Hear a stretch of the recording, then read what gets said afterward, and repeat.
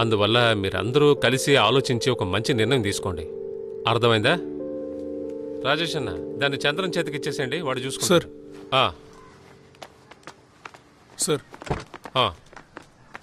Sir ఢిల్లీలో వాళ్ళకి phone చేసి చూడగలరా సార్? మీడియాకి ఈ విషయం తెలిసినా హెల్ప్ అవుతుందేమో.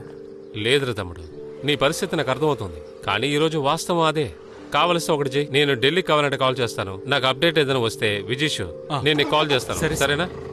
బాధపడకు, వస్తానే.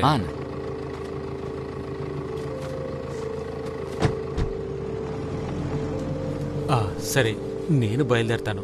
నా మేనేజర్ గురించి మీకు తెలుసు కదా. బచ్చు, వెళ్ళొస్తాను.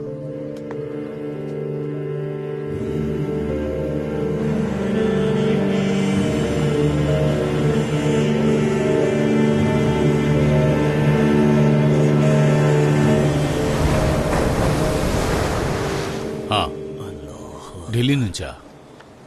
చెప్పండి. అతనికి ఏ కష్టం రాకుండా